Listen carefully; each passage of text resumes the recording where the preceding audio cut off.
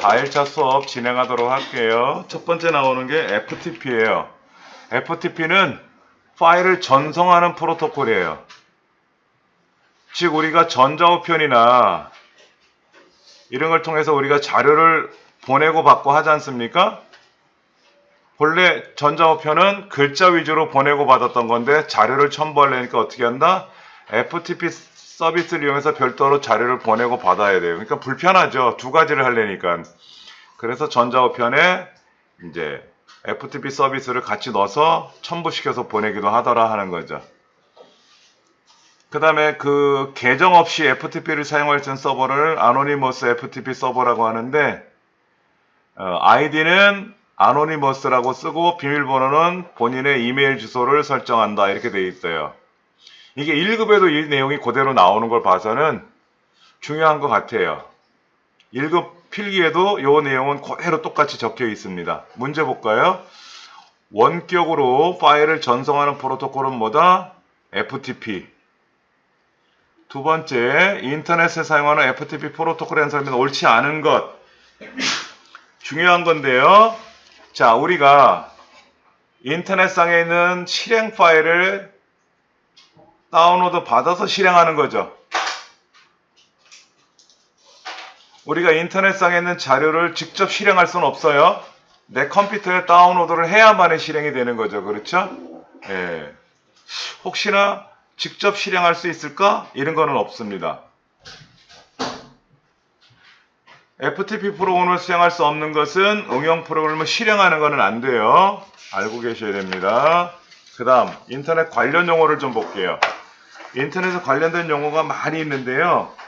미러 사이트라는 거는 예를 들어서 우리가 대학 입학 시즌이 되면은 각 대학에서는 입학에 관련된 자료나 입학 서류를 전송할 수 있는 그러한 서버를 많이 만들어 놓는데 부족하면 어떻게 될까요? 수강 신청 같은 시즌이 되면은 굉장히 많은 학생들이 동시에 접속하지 않습니까? 그래서 동일한 사이트를 여러 개 만들어요. 복제해서 쓰거든요. 그걸 미러 사이트라 그래요. 그 다음 인터넷을 통해서 내부 네트워크를 연결을 해요. 예를 들어서 우리 교육원에 있는 홈페이지를 생각해 보시면 여러분들이 회원가입, 저도 회원가입 했지만 그래서 필요한 정보를 받기도 하고 글을 올리기도 하죠. 그것이 바로 인트라넷이라는 거예요. 인트라넷. 그 인트라넷에다가 그 인트라넷에 연결되어 있는 사업자들이나 고객들 이런 사람들이 같이 사용할 수 있는 게 엑스트라넷. 인트라넷을 확장한 게 엑스트라넷입니다. 그 다음에 네이버나 구글처럼 검색도 하고 전자우편도 볼 수 있고 여러 가지 이런 기능을 제공해주는 종합 사이트를 포털 사이트라 그래요. 포털이란 말이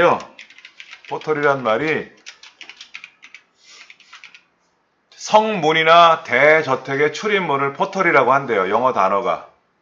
그러니까 뭐 남대문, 동대문처럼 그 성문에 접속하면 어떻게 되죠? 대궐도 있고 많은 사람들이 생활하잖아요. 그런 걸 우리는 포털이라고 한다. 그룹웨어는 여러 가지 기능을 합쳐놓은 프로그램이에요. 기관에서 전자결제도 해야 되고 예전에는 서류를 작성해서 결제를 받으러 갔는데 요즘 공무원들도 서류를 작성하지 않고 인터넷상에서 문서를 만들어서 결제 전송을 누르면 결제자 컴퓨터에 전송이 돼요. 그러면 거기에서 본인 인증 받아서 결제하면 돼요. 이런 것들을 우리는 그룹웨어라고 한다. 아바타는 여러분들 많이 들어보셨으니까 뭐 저보다 잘 하실 거고요. 크래커하고 해커라는 말이 나와요. 크래커는 나쁜 사람들이죠. 해커는 예를 들면 내가 어느 사이트에 접속을 해서 나 다녀가요 라고 하면 아 얘가 불법으로 침입했구나 라는 걸 알 수 있는데 거기다가 그 안에 있는 자료를 막 뒤섞는다든지 엉뚱한 행동을 하면 더더욱 나쁜 행동을 하는 거잖아요. 이걸 우리는 블랙 해커라고 하고요. 그런 해킹을 방지하기 위해서 도와주는 해커를 화이트 해커라고 하죠. 우리 교육원에서도 화이트 해커 양성 과정이 있는 것 같아요. 유비쿼터스라는 말을 예전에 많이 쓰는데 요즘은 거의 안 하더라고요. 그러니까 네트워크를 컴퓨터를 통해서 하나로 묶어놓은 게 유비쿼터스인데, 예를 들면 퇴근하고 집에 들어가는 길에 창문을 열어서 환기를 시킨다거나, 욕조에 물을 붓는다거나, 전기밥솥에 있는 버튼을 눌러서 밥을 취사를 하거나 하는 것들을 유비쿼터스 환경이라 그래요. 그런데 요즘은 이런 거 유비쿼터스란 말 대신에 또 어떤 거를 많이 쓰나요? 블루투스 기능 같은 것도 있잖아요. 그래서 IoT 사물 인터넷을 이용해서요, 그 가스 차단기를 밸브를 잠그기도 하고 열기도 하고 그래요. 저희 집 압력밥솥도요, 사물 인터넷 기능으로 블루투스 연결하니까는 핸드폰에서 밥을 취사할 수도 있더라고요. 버튼 누르면 밥을 하는데 귀찮더라고요. 그냥 압력밥솥에 있는 버튼 누르면 밥을 하지 않습니까? 그러나 저런 건 좋은 것 같아요. 외출하려고 나갔는데 아차 가스 밸브를 잠궜나 뭐 안 잠궜나 헷갈릴 때 있잖아요. 이때 스마트폰으로 잠그는 그런 광고도 나온 것 같아요. 그런 것들이 이제 사물 인터넷이라고 하죠. 사물에 인터넷 환경을 집어넣어서 하는 게 사물 인터넷 IoT라고 하고요. 웹 2.0은요. 웹이 처음에 등장할 때는요. 1.0이라 그랬어요. 1.0. 1.0이 뭐냐면 예를 들어서 공공기관이나 이런 데서 자료를 공개해요. 자료를 보여주면 사용자는 보기만 하는 거죠. 내가 댓글을 달 수가 없는 거야. 그래서 웹 2.0이 나왔어요. 웹 2.0은 뭐냐면 웹에서 서로 소통하는 거예요. 서로 소통하는 거. 댓글도 달 수 있는 거예요. 우리 다 댓글 달지 않습니까? 그런 게 이제 웹 2.0 환경이라고 얘기를 하죠. 그 다음에 블루투스. 블루투스는 여러분 많이 아시죠? 이 블루투스가 행간에는 그래요. 스웨덴의 해적 왕의 이름이라 그러더라고요. 근데 이 해적 왕이 이가 파란색이래요.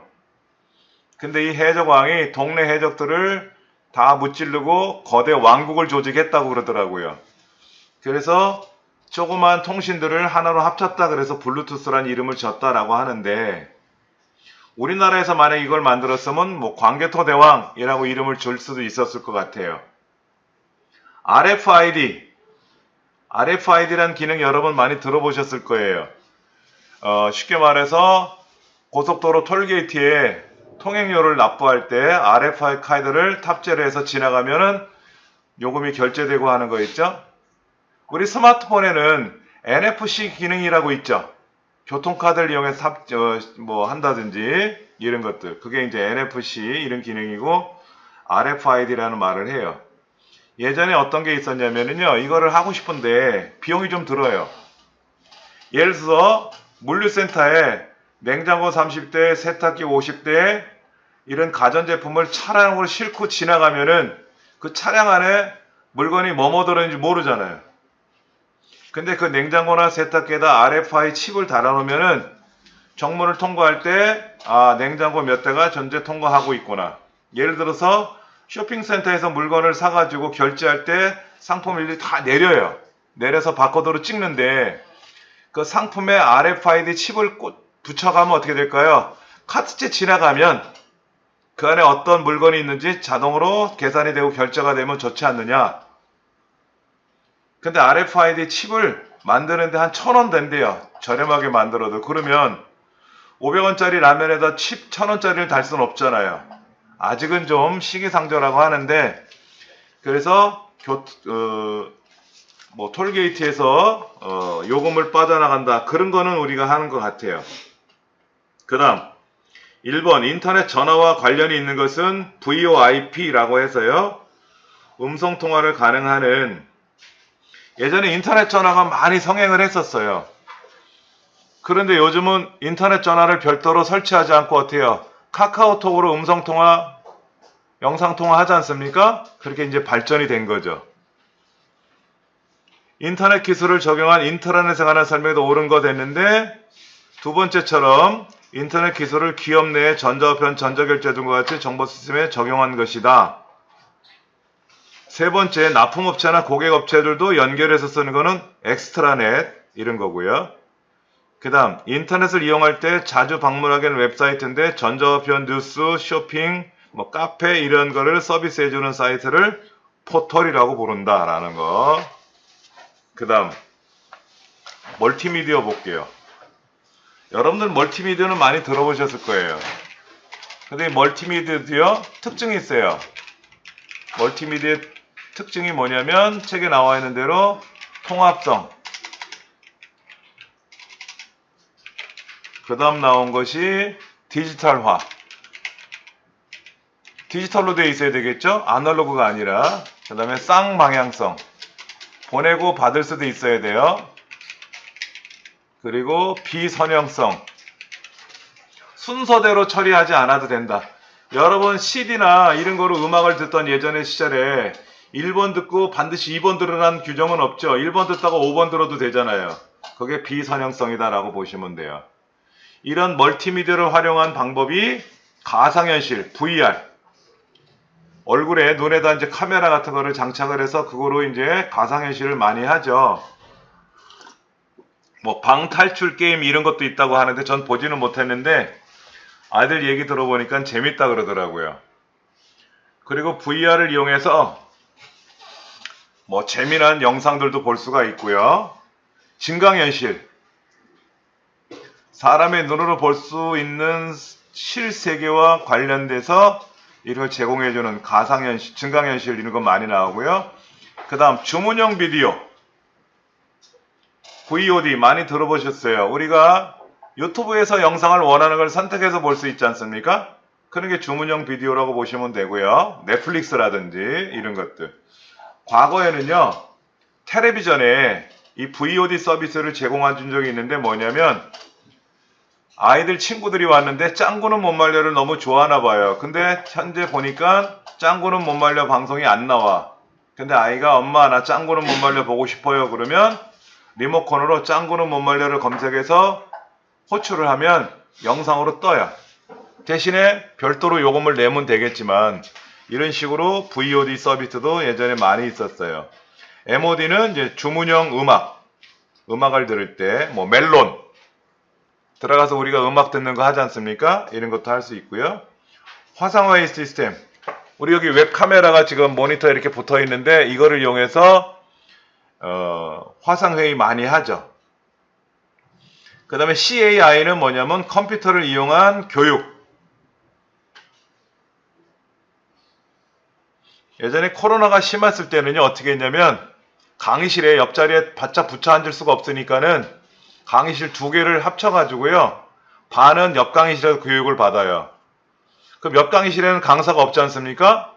그때 제가 줌을 이용해서 옆 강의실 화면에 제 화면을 띄워놓는 거예요. 한쪽에는 제가 직접 강의하고 옆반은 화상회의를 이용해서 강의를 해서 그렇게 했던 적도 있었습니다. 키오스크는 여러분 많이 들어보셨죠?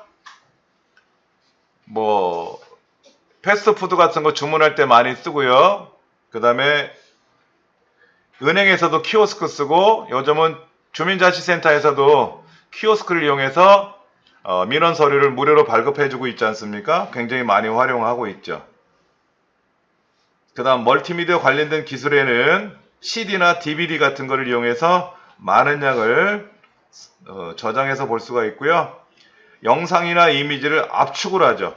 그게 바로 JPG, 영상은 MPEG 이런 거예요. 오디오도 MP3 기술로 압축을 해서 우리가 재생을 하죠.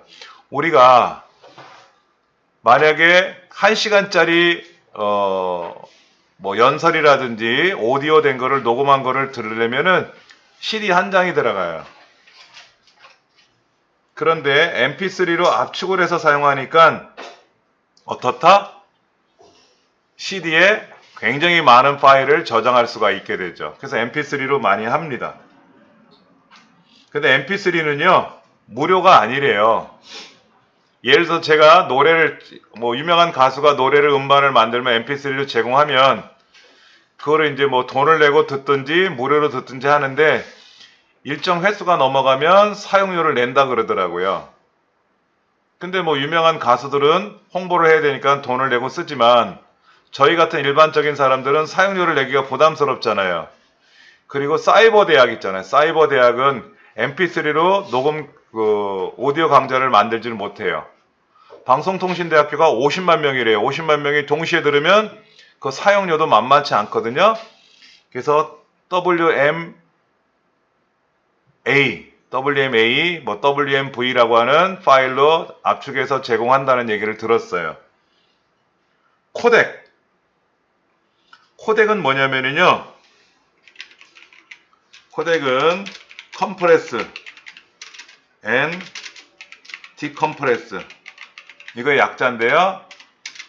압축과 해제라는 뜻이에요.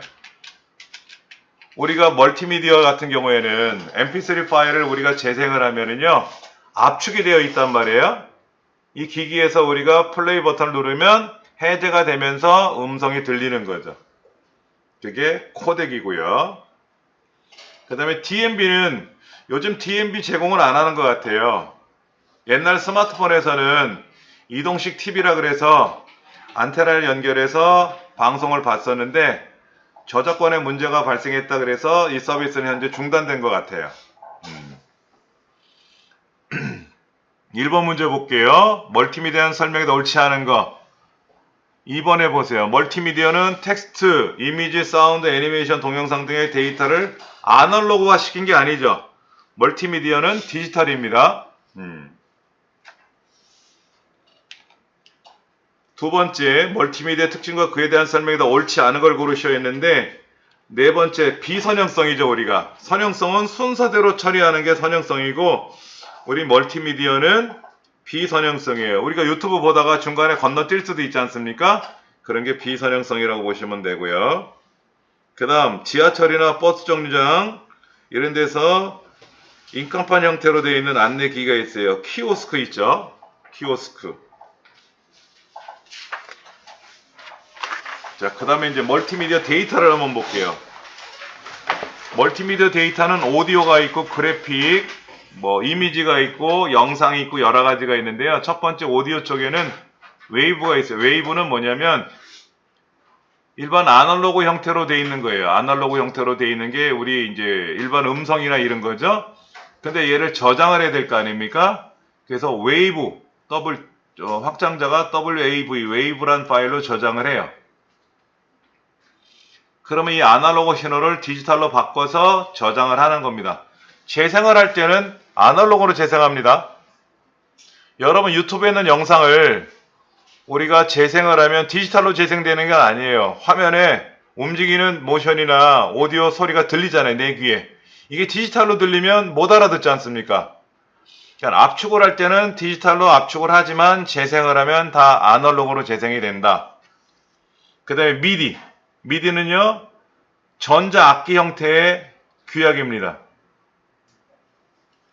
그러니까는 예전에 서태지와 아이들에 나오는 그 음원들이 미디로 재생을 했다는 얘기를 들었어요. 그리고 뭐 행사 같은 거 나가면은요, 노트북 같은 기기를 펼쳐놓고 연주하는 사람이 올겐 같은 거 이렇게 건반을 두들면 기타 소리가 재생이 되게끔 하고 피아노 소리가 재생하고 바이올린 소리로 재생하게끔 버튼을 눌러주면 키보드로 연주하는 소리가 지정한 음원으로 그렇게 연주가 되는 경우가 있어요. 그걸 미디라 그래요. 그 다음에 mp3는 여러분 많이 들어보셨던 것처럼 압축을 해서 저장한다. 약 10분의 1 형태로 압축을 해서 저장한다. 그러니까 CD에 우리가 음악을 작업을 하면 mp3 형식으로 저장이 되는데 과거의 일반 CD는요. 압축이 되어 있지 않은 상태로 음원이 재생이 돼요. 그러다 보니까 많은 양을 저장을 못 하잖아요. 그래서 CD의 음원에 있는 노래를 mp3로 바꿔서 보관을 하면 10배 이상 저장할 수가 있다. 이렇게 생각하시면 됩니다. 그 다음에 데이터는요. 비트맵과 벡터, 별표가 찍힌 걸 봐서는 많이 나왔던 유형 문제예요. 비트맵은 점으로 되어 있어요. 점. 한번 제가 그림을 좀 보면은요.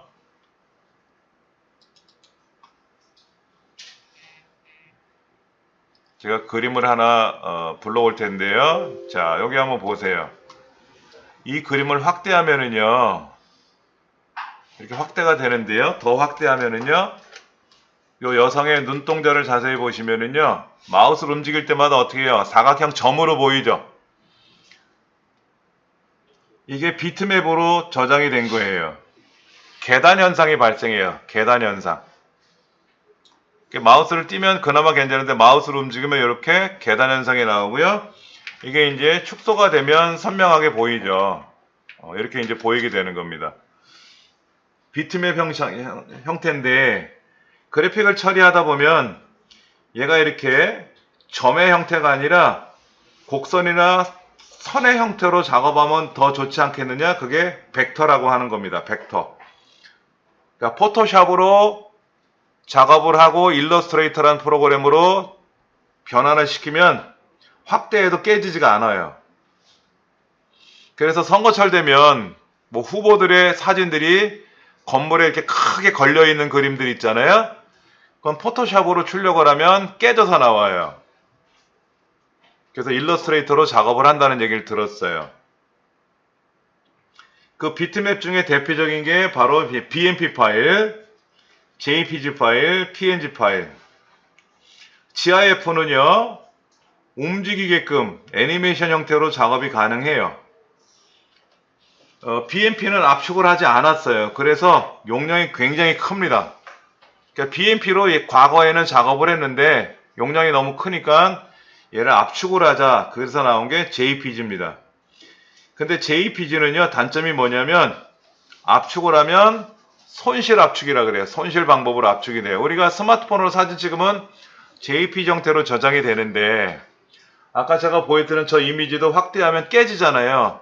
저게 안 깨지게 하는 방법도 있습니다. 그게 비손실 압축인데 비손실 압축으로 JPG를 작업을 하려면 무료가 아니라 유료래요. 그래서 안 쓴다는 거죠. 근데 PNG는요, 더 좋은 게 뭐냐면 배경을 투명하게 만들 수 있어요. 배경을 투명하게. 투명한 이미지를 만들 수가 있다. 마찬가지로 JPG나 PNG는 16비트로 되어 있어서 1600만 가지의 색상을 표현하고요. GIF는 8비트이기 때문에 256 컬러만 지원한다. 자, 홈페이지에 지금 보시는 이 그림을 집어넣었다고 가정해 보세요. 이 그림. 이 그림이 나오면 이 그림의 크기가 크니까 문제가 뭐냐면 홈페이지 상의 화면이 나타나기가 너무 오래 걸리죠. 이 그림이 턱 하고 나타나야 될 용량이 크면 나타나기가 오래 걸려요. 그래서 어떻게 하냐면 서서히 보여주더라. 서서히. 한 줄 단위 이렇게 천천히 보여주고 마지막에 완성된 게 보여주겠죠. 그게 인터레이싱이라는 기법입니다. 근데 요즘은 이제 컴퓨터 처리 속도도 빨라지고 멀티미디어 기능이 좋아지다 보니까 이미지 큰 것도 바로 나타나기는 해요. 그 다음에 안티 엘리어싱이라는 거는 그 계단 현상을 제거하는 기술을 안티 엘리어싱이라고 그래요. 안티라는 말이 들어갔어요. 모핑. 모핑은 뭐냐면요, 이미지 두 개를 넣어서 예전에 그 전설의 고향인가 드라마에서 아주 아름다운 여배우가 천년 묵은 여우로 바뀌는 장면이 있었어요. 그러니까 처음에는 예쁜 여배우였는데 그게 서서히 바뀌더라고요. 우리 애니메이션 보면 마법에 걸린 왕자가 개구리였는데 멋있게 생긴 왕자로 변하는 장면들이 있잖아요. 그렇게 변하는 거를 모핑 기법이라 그래요. 그리고 이제 3차원 형태처럼 이렇게 사실감을 추가해 주는 거를 렌더링 한다 그러죠. 렌더링. 그러니까 3D 프린터를 이용해서 작업을 할 때 렌더링 작업을 많이 해요. 자, 동영상 데이터에는요, MPEG라는 게 있고, ASF라는 게 있고, DivX, AVI. AVI는 윈도우의 표준 동영상 파일입니다. 용량이 커요. 그래서 AVI 대신에 요즘 어떤 거 쓰죠? 뭐 MPEG나 DivX도 많이 썼어요. 퀵타임은 애플에서 개발한 압축 기법입니다. 아이폰에서는 퀵타임이 기본적으로 작동이 되는데요. 확장자는 MOV입니다. 자, 이제 어떤 일이 있냐면요. 이런 거예요. MPG는 1988년도 설립된 동화상 전문가 그룹을 의미하는 모션 픽처 익스포트 그룹의 약자를 따서 했다. 이렇게 돼 있는데, 처음에 MPEG-1은 CD에서 나온 거예요. CD. MPEG-2는 이제 디지털 TV 이런 데서 사용을 했고요. MPEG-4, 7 있고 21이 있습니다. 21. 21이 많이 써요. 가장 최근에 이제 만들어진 게 21인데, 디지털 콘텐츠 제작하고 유통하고 보안에 관련된 것을 관리할 수 있는 규격이 MPEG-21이다. 그 다음에 우리가 동영상을 압축을 하면은요, H264라는 형태로 저장이 돼요. 뭐 우리가 평상시에는 잘 모를 수 있지만 H264도 있고 H265도 있다 그러더라고요. 그러니까 우리가 유튜브에다 올리는 영상들은 H264로 작업을 해서 한다 그래요.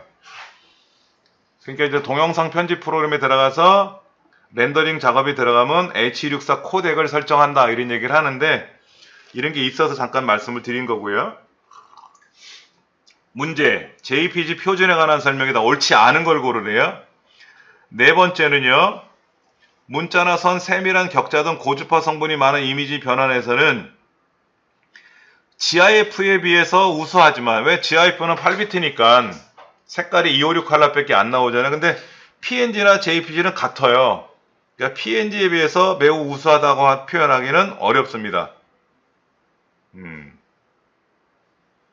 그 다음 영상의 표현과 압축 방식들에 대해서 관여하지 않으며 전자도서관이나 전자상거래에서 사용하는 압축 기법이 MPG 7. 자, 그 다음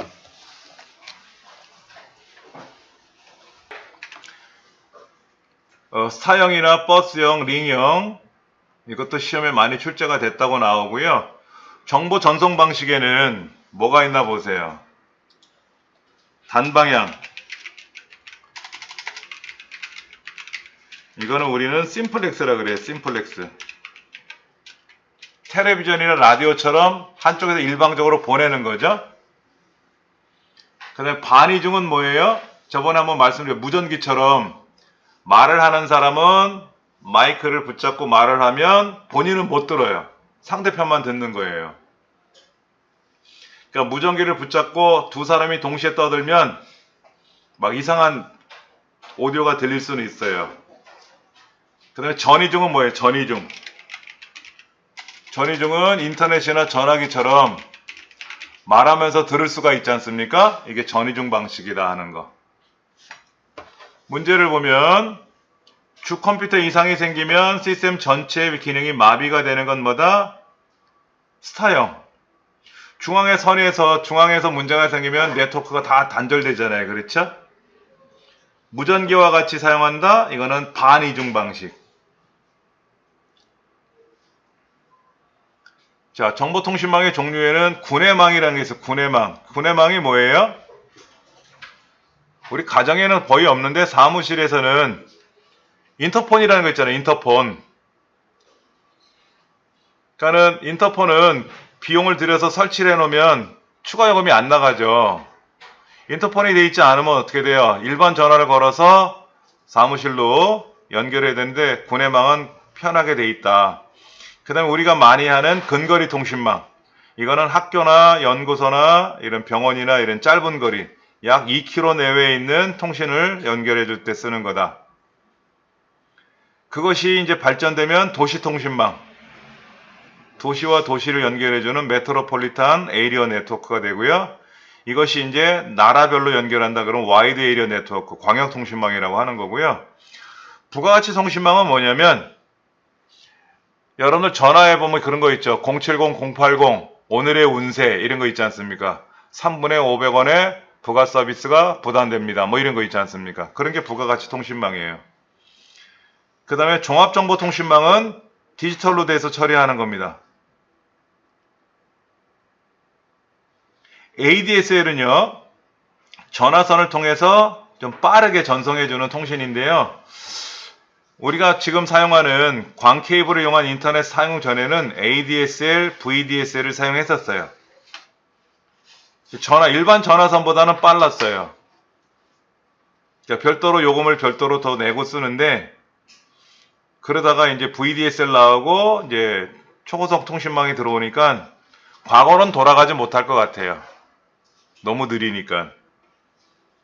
다음 용어 솔치하는 것. BISDN. ISD는 뭐다? 아날로그 방식이 아니라 디지털 방식이라 그랬죠. 그 기억을 하셔야 되고요.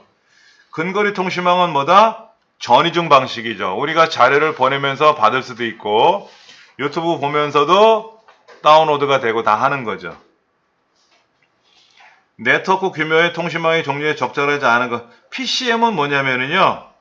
변환 방식이에요. 변환 방식. 아날로그 신호를 디지털 신호로 변환하고 전송하는 거니까 네트워크는 상관이 없어요. 자, 그 다음. 이 부분이 제일 어려울 것 같아요. 왜냐면 여러분들이 제품을 못 봤잖아요. 여기 지금 몇 가지를 보여주면 이런 거예요. 이게 허브예요, 허브. 8대 컴퓨터를 통신을 연결하면 8대가 네트워크가 구축되는 거죠. 우리 062 뒤편에 붙어있는 그 잭터미널 같은 거.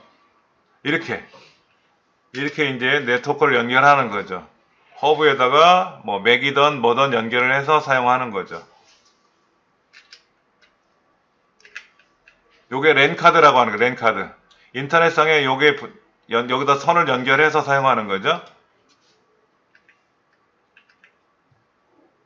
게이트웨이라는 게 있네요. 게이트웨이. 그 다음에 게이트웨이 기기예요.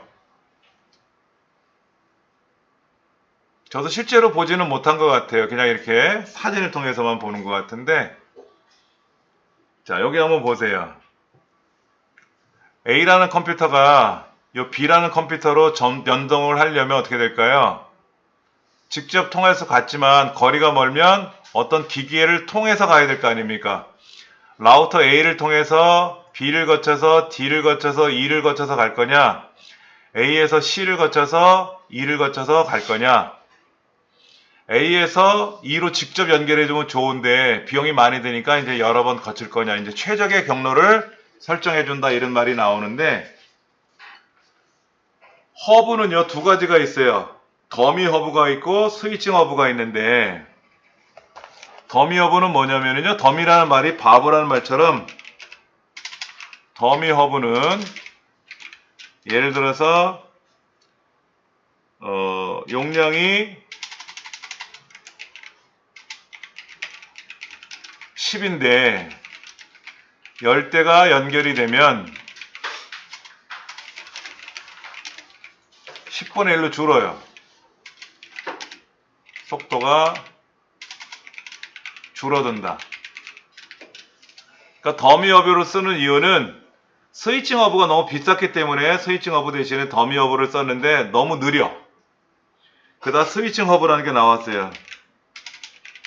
스위칭 허브는 속도가 동일하다. 우리가 사용하는 허브들은 다 스위칭 허브를 씁니다. 그 다음에 라우터란 말이 나와요. 라우터. 라우터란 말은 가장 적절한 통신 선로를 연결해 줄 때 쓰는 거고요. 게이트웨이는 서로 다른 네트워크를 연결해 줄 때 쓰는 거예요.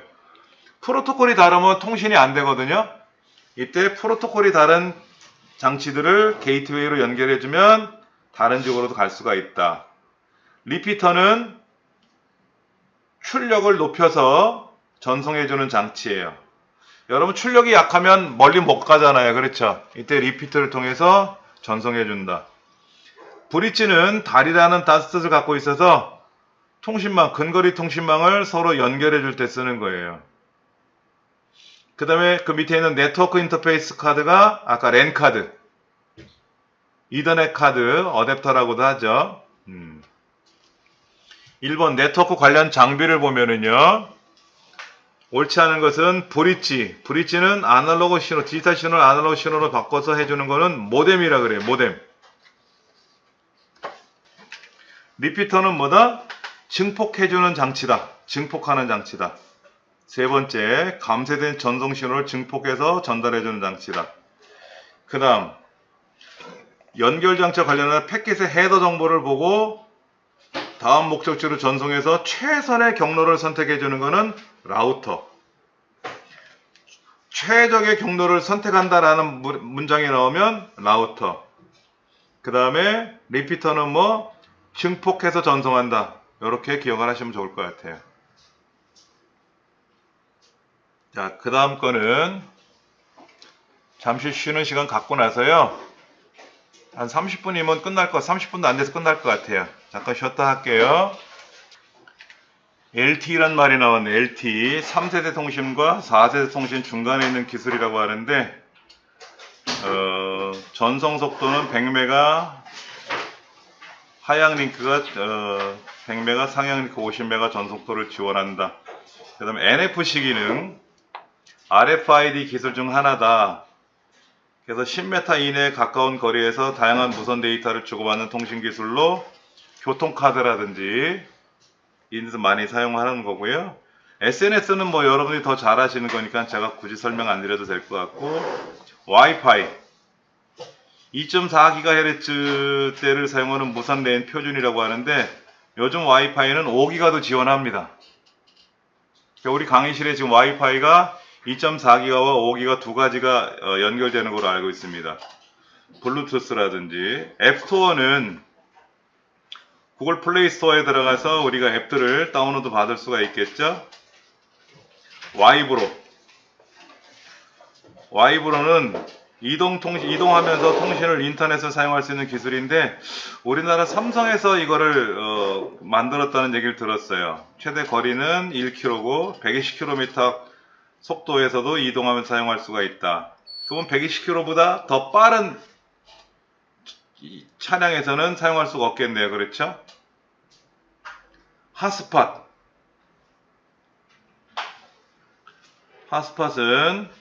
무선을 연결해서 통신을 연결할 수 있는 방법이고, 테더링, 스마트 기기를 이용해서 테더링 작업을 많이 하죠. 사물 인터넷, 우리 가정에 그 사물 인터넷 IoT를 이용한 뭐 CCTV 같은 걸 연결을 해서 사용하는 경우가 있는데, 유치원이나 어린이집에는 이 사물 인터넷을 이용해서 엄마들이 핸드폰으로 교실에서 공부하는 아이들이 지내는 과정을 스마트폰으로 볼 수 있다 그러더라고요. 근데 이 사물 인터넷의 주요한 위험한 게 뭐냐면, 보안이 약하게 돼 있으면 어떻게 돼요? 해킹을 해서 가정에 있는 이런 CCTV를 해킹을 해가지고 개인 사생활이 노출된다, 이런 얘기도 인터넷에 많이 나오더라고요. 3D 프린터, 3D 프린터를 이용해서 뭐 건물 이것도 만들고 그래요. 아프리카에 3D 프린터로 집을 한 채 지어주는데 1시간이면 지어준대요. 그래서 이제 집이 없는 아프리카 주민들을 위해서 이제 이런 기업들이 많이 도와준다는 얘기를 하더라고요. 웨어러블 컴퓨터는 뭐예요? 우리 시계. 저도 지금 손목닥터 9988이라는 시계를 착용하고 있는데 전화가 오면 여기도 알려주고요. 시계도 볼 수 있고 몇 걸음 걸었는지 그런 정보를 볼 수가 있는 게 웨어러블 컴퓨터인데, 안경도 있습니다. 시각장애인이 착용하는 안경이 있어요. 그럼 안경을 통해서 앞에 있는 사물을 비춰주면 앞에 부장님이 온다 그러면 부장님 안녕하세요, 과장님 안녕, 인사도 해요. 저 사람 시각장애인인데 어떻게 알 수 있지? 그 안경을 통해서 본대요. 그러면 이어폰으로 소리를 들려주죠. 앞에 부장님하고 사장님 오십니다. 그럼 이제 알려주면은 그렇게 이제 할 수 있다는 얘기를 하더라고요. LBS, GPS를 연결해서 우리가 네이버 지도 같은 거를 보면은 현재 위치에서 이동하고자 하는 곳에 뭐 교통 정보도 확인할 수 있고 현재 내 위치 주변에 식당이나 이런 거를 알 수가 있지 않습니까? 그게 LBS 시스템이다 라고 보시면 돼요. IPTV, 예전에 이제 케이블 TV라는 걸 통해서 외부 영화를 이제 드라마 같은 걸 봤는데, 지금은 IPTV라 그래서 KT가 시작한 걸로 알고 있는데, 인터넷선 연결을 해요. 인터넷을 연결해주면 그 인터넷을 통해서 각종 여러 가지 채널을 우리가 볼 수가 있는 거죠. 그게 IPTV고요. 문제에서 사물을 인터넷 네트워크로 연결했다. 사물 인터넷 오브 싱 IoT가 되는 거죠. 소형화, 경량화를 비롯해서 몸에 착용하는 컴퓨터를 의미하는 거 웨어러블 컴퓨터. 초고속 인터넷을 통해서 동영상 컨텐츠를 본다. 이게 이제 IPTV. 요즘은요, 냉장고 앞 문짝에 모니터가 연결되어 있는 그런 장치도 있어요. 보니까. 그래서 거기에서 뭐 레시피 같은 거를 검색해서 보면은 주방에서 음식을 만들 때 굳이 다른 컴퓨터 장치 없이 냉장고에 부착되어 있는 기기를 통해서 뭐 하는 그런 것도 있더라고요. 사물 인터넷 하는 사람도 옳지 않은 것. 네 번째, IoT 네트워크를 이용해서 다 좋은데 정보 보안 기술의 적용이 용이해진다. 아니에요. 용이하지 않습니다. 그래서 이 보안 기술이 굉장히 좋아야 돼요. 아무 제품이나 사시면 안 돼요. 사생활이 노출될 수가 있다는 거 알고 계시기 바랍니다. 자, 페이지 넘어가서 저작권을 볼게요. 저작권은 뭐냐면 저작자의 권리를 보호하기 위해서 만든 어떤 법률이에요. 저작재산권은요, 저작자가 생존하면 생존 기간은 그대로 되고요, 사망 후 70년간 존속하는 겁니다. 예를 들어서 작곡가가 노래를 하나 작곡하면 그 노래를 방송국에서 가수들이 부를 거 아닙니까? 그럼 저작권료를 내는 거예요. 그러니까 라디오 방송에서 음악들을 틀어주지 않습니까? 저작권료가 다 나가는 거죠. 우리 노래방에서 노래를 불러도 저작권료가 다 지급이 돼요. 우리 노래방비에 포함된 겁니다. 그러면 그 노래방 협회에서 어떤 노래를 불렀는지를 정산해서 저작권을 지급하죠. 유명한 작곡가는 1년에 저작권료만 해도 뭐 몇 억씩 받는다 이런 얘기를 하더라고요. 작사도 마찬가지고요. 근데 이 저작권이 예외되는 경우가 있어요. 공교육, 초, 중, 고등학교에서 어떤 소설의 일부를 가지고 공부를 한다. 그런 거는 저작권에 위반이 되지 않고요. 재판을 한다든지 이때도 저작권에 포함되지 않고, 도서관에서 복사기로 복사하는 경우 있지 않습니까? 여러분 도서관에서 복사를 하시면은요, 그 복사 용지에 문구가 새겨져 나와요. 도서관에서 복사했습니다. 돈을 내고 우리가 복사하지 않습니까? 그런 경우는 예외다. 그리고 법률, 헌법 이런 거는 저작권에 상관없다. 1번 문제, 저작권의 보호기간은 창작된 데로부터 발생하는데 반드시 공표할 의무는 없다. 그래서 우리가 가수나 이런 사람들이 저작권 협회에다가 새로운 곡을 만들면 작곡가, 작사자, 편곡자들이 저작권 협회에다 등록을 한다 그래요.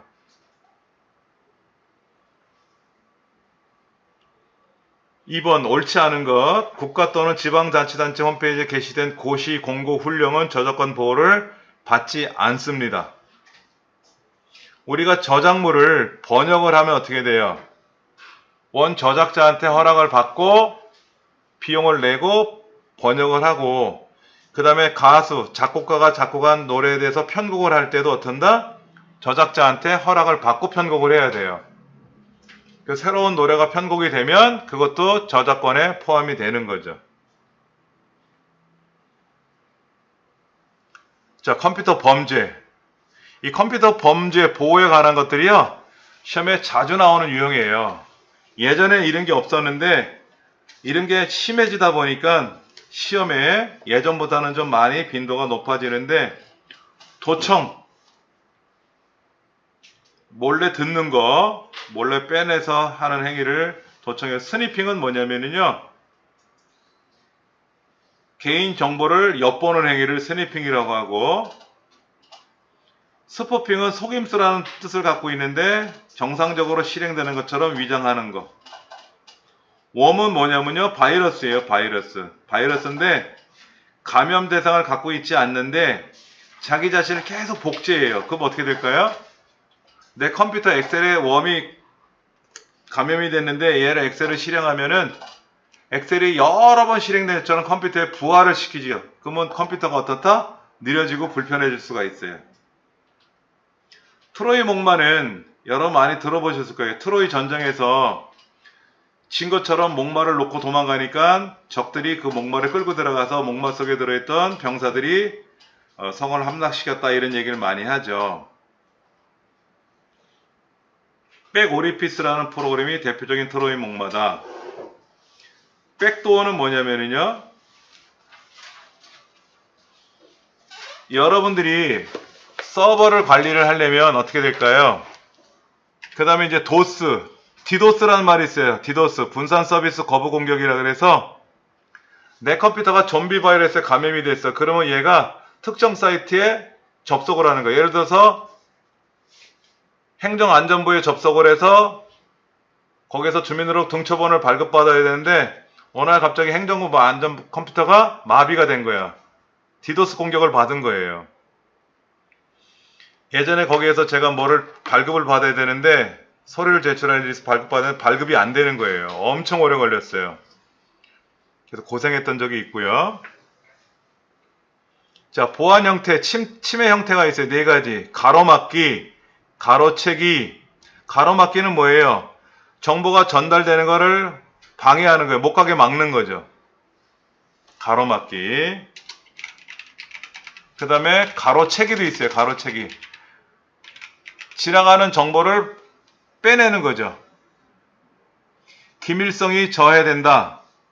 가로막기는 가용성이 저해된다. 그것도 기억을 하셔야 돼요. 가로막기는 가용성 저해. 가용성 저해. 가로막기는 뭐? 기밀성 저해. 그 다음에 변조나 수정은 어떤 거? 책에 나와 있는 대로 무결성 저해. 그 다음에 위조도 무결성 저해. 변조나 수정은 바꿔치기 하는 거죠. 내용을 고치는 거지 않습니까? 위조도 뭐예요? 바꿔치기 하는 거지 않습니까? 자, 그 다음 생체인식 보안 시스템. 우리 스마트폰에서 패턴을 연결해서 남이 못 열어보게 한다든지 지문도 있어요. 그리고 얼굴 인식도 하더라고요. 제가 안경을 벗고 얼굴을 인식시켜 놨는데 안경을 쓰니까 제가 아니라고 하는 거죠. 음성 인식도 있어요. 그 다음에 이런 것도 있습니다. 여기 정맥, 손목 바로 밑에, 손목 관절 밑에 정맥이 흐르는데 이 정맥을 등록을 해요. 제가 어느 복지관에 강의를 하러 갔는데 생체 인식을 등록을 해야 된대요. 복지관에 어르신들 컴퓨터 가르치는데 이 생체 인식을 과연 해도 되느냐 할 거냐 하는데 규정이 바뀌었다니까 해라 그래서 했는데 귀찮더라고요. 근데 중요한 거는 뭐냐면 이런 생체 정보를 언제 파기할 거냐 이걸 알아야 돼요. 예를 들어서 파기 안 한다. 근데 그 정보가 노출되면 안 되잖아요. 그래서 보통 뭐 3년마다 폐기한다 이런 얘기 많이 들을 거예요. 우리가 어디 가입을 하면 개인정보는 1년 단위로 폐기한다. 그래서 우리가 어느 사이트에 가입을 했는데 1년 동안 로그인하지 않으면 어떻게 돼요? 파기시키잖아요. 그렇죠? 다시 회원 가입을 하거나 아니면 연장을 해야 되는 그런 경우가 생길 수 있어요. 컴퓨터 범죄 유형에 해당되지 않는 거. 바이러스 백신을 제작하고 유포하는 건 좋은 일이죠? 범죄가 아니죠. 대표적인 게 V3죠. 안철수 연구소에서 안철수 씨가 백신을 개발했는데 이분이 의사잖아요. 의사.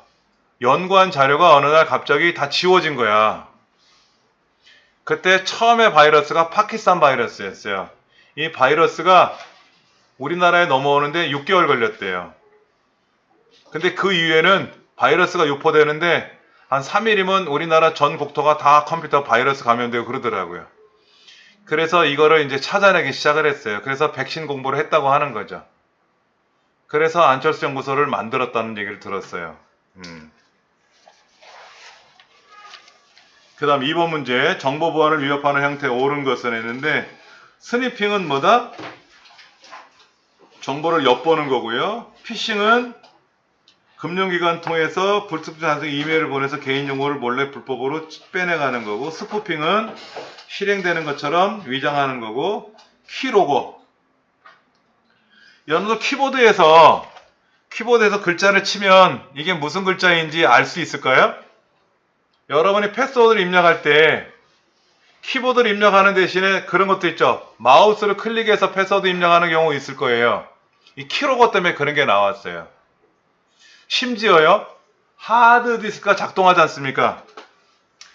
하드디스크가 회전할 때 하드디스크가 소리가 있어요. 드륵드륵 소리가 나는데 그 소리를 가지고 정보를 빼나가는 경우도 있다 그러더라고요. 과거에 제가 인터넷에서 그런 정보를 봤던 게 있어요. 방화벽 많이 들어보셨죠? 방화벽. 우리가 실제 건물에서 방화벽은 뭐예요? 불이 번지는 걸 막기 위해서 쓰는 게 방화벽이고요. 우리 네트워크에서 방화벽은 외부로부터 들어오는 정보를 걸러주기 위한 거예요.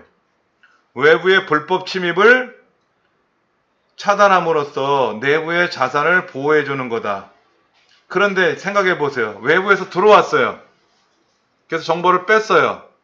그럼 얘가 어디로 도망가지 알아야 찾을 거 아닙니까? 그래서 안에서 외부로 나가는 것도 경로를 차단한다 그러더라고요. 그런데 이 방화벽의 단점 중에 하나가 외부로부터의 침입을 막을 수 있지만 내부에서 일어나는 거는 막을 수가 없어요. 예전에 국민카드 해킹 사건이 있었어요.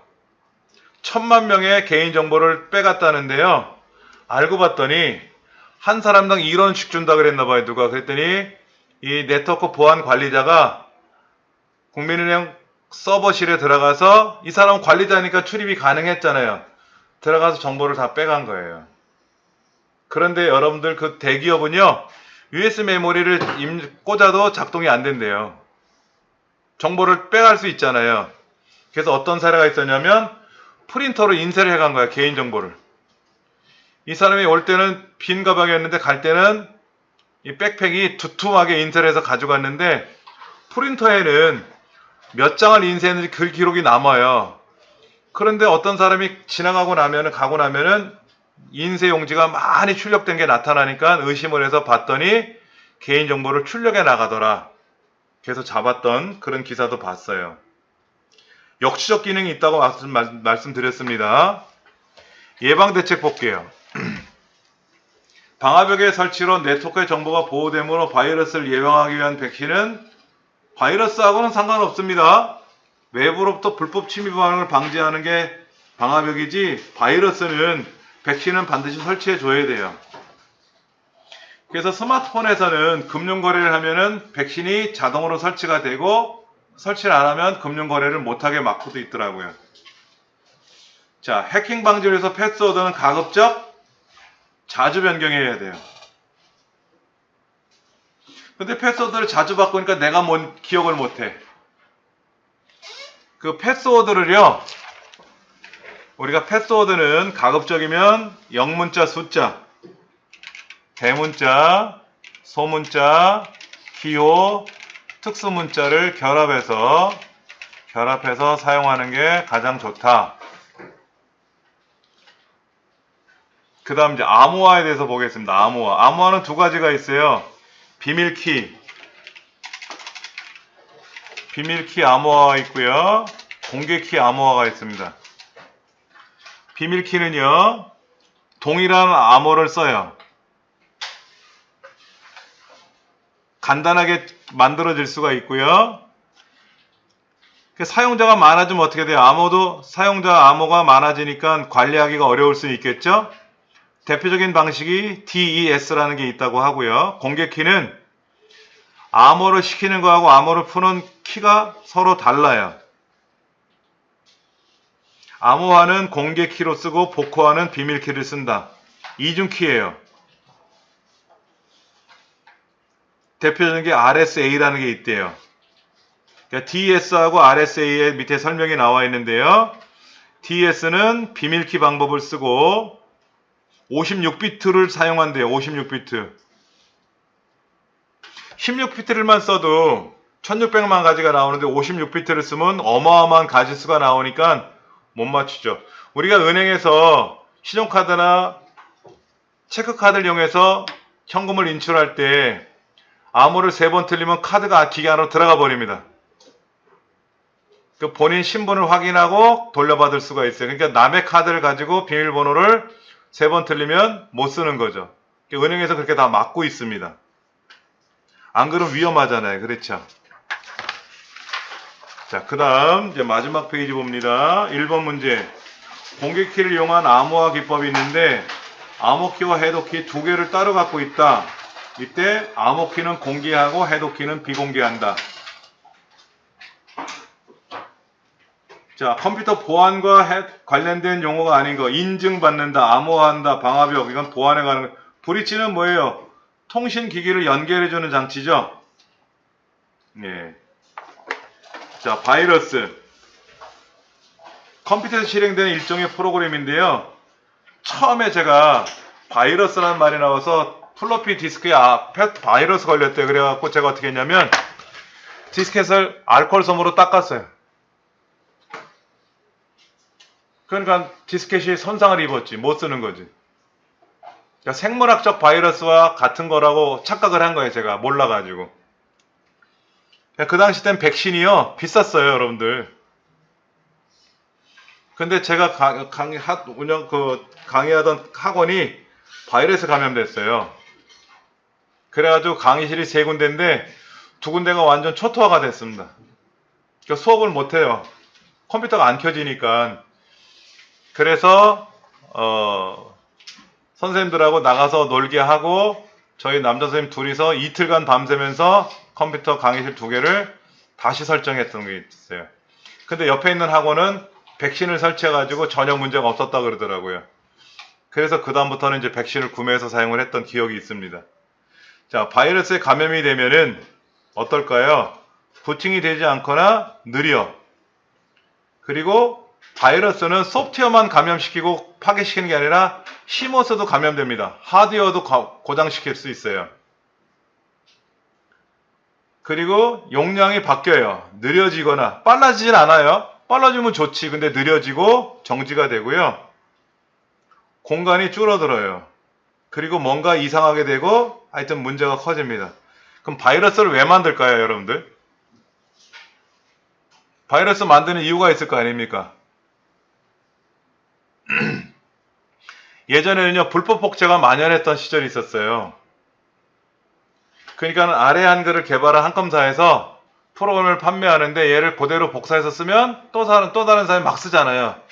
그래서 프린터 포트에다가 어떤 회로를 꽂아요. 그럼 그 컴퓨터만 작동되는 거예요. 그러니까는 사용자들 입장에서는 싫으니까 얘를 또 제작을 해요. 용산이나 세운상에서 그 기계를 또 제작을 해 쓰고요. 패스워드가 걸려있는 거나 암호가 걸려있는 거를 암호를 깨트려요.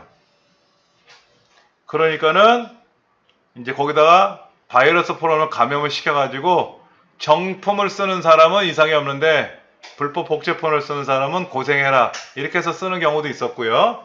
또 다른 사례는 내 실력을 알리기 위해서 바이러스를 만들었다 그래요. 대만의 어느 대학생이 바이러스를 만들었어요. 그래서 그 바이러스가 감염이 돼서요. 미국 FBI하고 CIA가 출동을 했어요. 대만에 가서 대학생을 잡아갔습니다. 대만 정부에서 왜 우리 자국민을 데려가느냐, 얘가 나쁜 짓을 해서 혼내려고 한다. 그러지 마, 우리가 혼낼게. 근데 대만에 그때는 관련 법령이 없었대요. 그래서 그 학생 때문에 대만에 관련 법령이 생겼다는 얘기가 있더라고요. 그래서 이제 대만에서 혼나고 미국 FBI로 입사했다는 얘기가 있어요.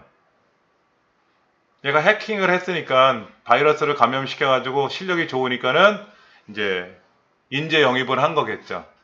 그 이후에는 모르겠지만은 그런 사례가 있대요.